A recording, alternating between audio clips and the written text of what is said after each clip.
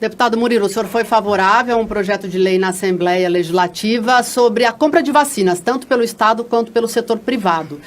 Em relação ao setor privado, como que isso aconteceria? Qual que é a engrenagem? Teve um projeto de lei que já foi aprovado na Câmara dos Deputados, já foi inclusive sancionada pelo presidente, e houve uma discussão também no STF de que a vacina não seria única do governo federal. Na verdade, os estados poderiam comprar, as prefeituras poderiam comprar, as entidades poderiam comprar também, claro que seguindo alguns critérios que ainda não foram determinados.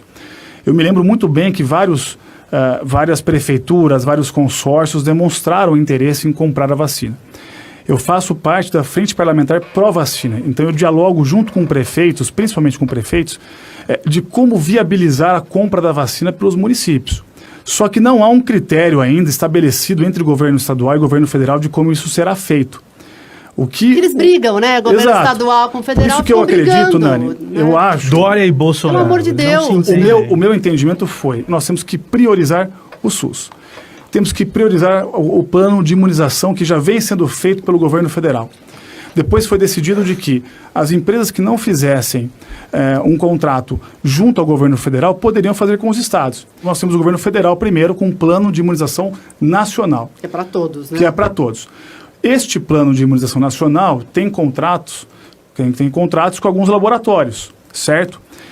A lei já foi aprovada na Câmara, inclusive existe esse entendimento do STF, que os laboratórios que não fizeram comercialização com o governo federal, nada impede que eles façam com outras entidades. Sim. Todos têm que ter aprovação da Anvisa. O contexto nós não podemos de forma nenhuma prejudicar o SUS e de forma nenhuma prejudicar o plano de imunização que já vem sendo feito pelo governo federal. A comercialização da vacina, eventualmente, por entidades privadas, ela será feita no ponto em que o governo do estado não participar da compra junto com esses laboratórios. E o governo federal também não. Então, essas instituições privadas, elas poderão fazer essas tratativas... Quando houver uma espécie de autorização... Com autorização após essa negação através do Estado e do governo federal. Eu estudei bastante isso, porque na hora que eu fui votar essa lei, eu fiquei preocupado se houvesse a compra de instituições privadas, poderia prejudicar o plano de imunização federal e do Estado. De qualquer instituição ou entidade que queira adquirir a vacina de um laboratório que, de qualquer forma, não vai vender para o Estado e para o governo federal, aí a sociedade ganha com isso. Sim. Vacinas a mais, né? Vacinas a mais. A dificuldade seria, Caio, se a compra dessas vacinas por meio de instituições privadas concorresse com o Estado e com o governo federal. Entendi. Aí é uma outra questão. E nesse caso ela complementa o que o SUS está fazendo. 80% das vacinas que são entregues no Brasil hoje saem do Butantan. Sim. Só que o que acontece? O Butantan já tem um contrato junto com o Ministério da Saúde para a produção das vacinas pelos insumos que são adquiridos da China, da Coronavac, que foi desenvolvido entre o governo chinês e também a Inglaterra. Sim. Ponto. Então, este é um contrato específico para um tipo de vacina que é a Coronavac. Nada impede que o Butantan faça a sua própria vacina ou que também faça um contrato com a obtenção de insumos de outros laboratórios. O Butanvac, por exemplo, que é o caso da primeira vacina desenvolvida 100% brasileira, não faz parte desse contrato com o governo federal. O que o governo federal tem com o Butantan é um contrato já que envolve Coronavac, desenvolvida no Butantan. Nada impede que o Butantan desenvolva novas vacinas com outros laboratórios. O contrato com o governo federal é em relação a um tipo de vacina.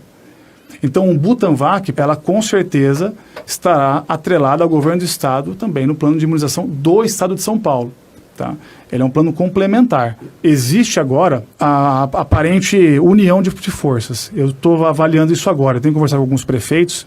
Inclusive, essa Frente Parlamentar Pró-Vacina tem conversado junto aos prefeitos para que eles possam adquirir a vacina. É algo muito novo, Caio. Ainda sobre a imunização, há um projeto que foi protocolado por eles sobre autistas e também portadores de síndrome de Down para que sejam inclusos nos grupos prioritários da vacina, isso, claro, no âmbito aqui do Estado. O que nós fizemos foi o seguinte, eu sentei com a bancada do Podemos e até para que nós pudéssemos ter mais força no pedido ao governo do Estado, tinha muitas entidades que nos procuravam, muitas famílias, de pessoas que iam demorar para ser imunizadas pelo plano nacional, mas que também deveriam ser prioritárias de alguma forma. Então nós nos unimos e a bancada do Podemos fez um pedido, uma indicação ao governo do Estado, com vários várias categorias que nós consideramos como prioritárias. Uma delas é os autistas e as pessoas com síndrome de Down. Eu tive uma resposta muito positiva do Executivo.